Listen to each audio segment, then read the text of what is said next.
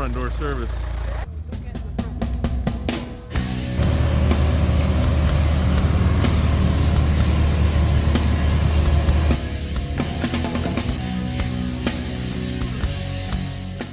I wish I knew how to fly and had a plane of my own.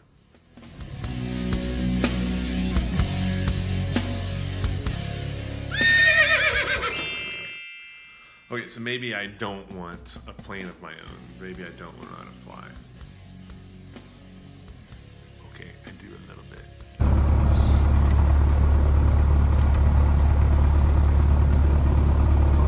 What's the benefit of having an airplane? You know, my wife and I, we talked about this after going up in that plane. That was my father-in-law's plane. And it took him a few years to get to where he has one, but he has one and he has his own license. And I couldn't be more proud of him. It's a lot of fun.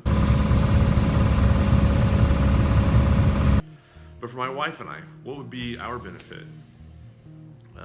We did some math and thought if we had a plane and we flew it to California and back. Now, this is just in fuel costs, not the cost of the plane, not for the insurance, not for the hangar, not for the upkeep, just the cost of gas. Let's just pretend from there, right? So to fly to California and back, Indianapolis, California back, that, you know, a small little plane like that, it just wouldn't be beneficial. It would take us an entire day, and our fuel costs would be more than buying 2 plane tickets to go out there and back. So that, it doesn't seem like a good benefit. But if we had a child that was, say, 400 or 500 miles away, 300 miles away, going to college, then going to go visit them would definitely be a benefit. You know, the cost to fly there, hang out, and then come back, or to go pick them up to come home for Christmas or something along those lines, sure, that sounds like fun, right? My wife and I, we love to go to Door County, Wisconsin. It just doesn't make sense for us to drive an entire day to get there, an entire day to get back. But if we had a plane, then we could fly up there in 3-4 hours and not take off work. You know, we could get off work on Friday, fly up there Friday night, spend all day Saturday, most of Sunday, fly home Sunday night, and be back at work on Monday and never have to take time off work. So in that regards, man, it seems like just a, you know, it sounds like awesomeness. So then I looked at what's it going to take to get into a plane. You know, how much does it cost for a plane? So I did a little bit of research. Roughly $40,000 to get me a 30, 40, 50-year-old plane, something like that.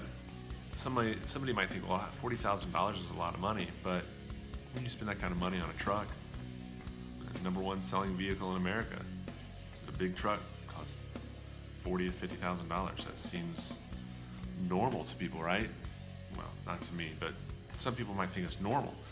So just don't buy a new truck.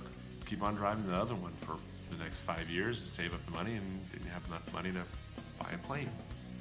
Yeah, and you don't have a hangar, you don't have the insurance, you don't have, but you get the point, right? So it kind of got me thinking about goals in general. So when I got thinking about people that want to buy a house, and so we kind of talk about a little bit about finances, and a common theme is that people don't have enough money for a down payment. So let's say a $100,000 house, and you have horrible credit and no savings whatsoever. How are you going to do it? Well, you have to start pinching pennies. What you need is about $20,000. That'd be that 20% down, which means just because you don't have credit doesn't mean you couldn't get a loan, because if you had 20% down, any bank is going to give you the rest of the money, right? Don't believe me? Try it.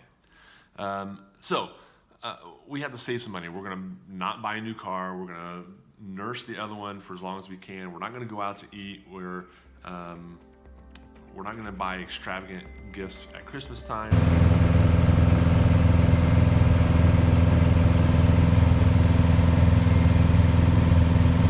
It's worth it because we want to have this awesome home that we can raise our family in, have Thanksgiving in, and Christmas dinners and entertain. And you have to be willing to make a sacrifice now so that tomorrow, not really tomorrow, the next year, 2 years from now, you can in fact have 20% down to buy a house.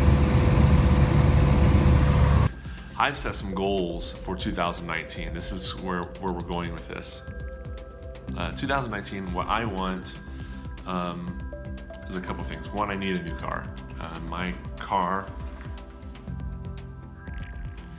it's old, it's a 96, it's crusty, it's got a lot of problems with it, and for me to put it in the shop, take time away from the vehicle, is just not worth it. So I'm gonna sell that bad boy and save up some money and buy something else, something that will last me 5 years. And I'm gonna buy it used, and I'm gonna spend less than most people will spend on their vehicle. It'll be less money than an entry-level car, because it's foolish to spend $40,000 on a vehicle when I can spend $5,000 to $10,000 on something that will last just as long. So anyway, and not to mention, I want an older car. I like a town car, which they don't make Lincoln town cars anymore. A Cadillac sedan DeVille, just be rolling. Yeah, it just sounds like my personality.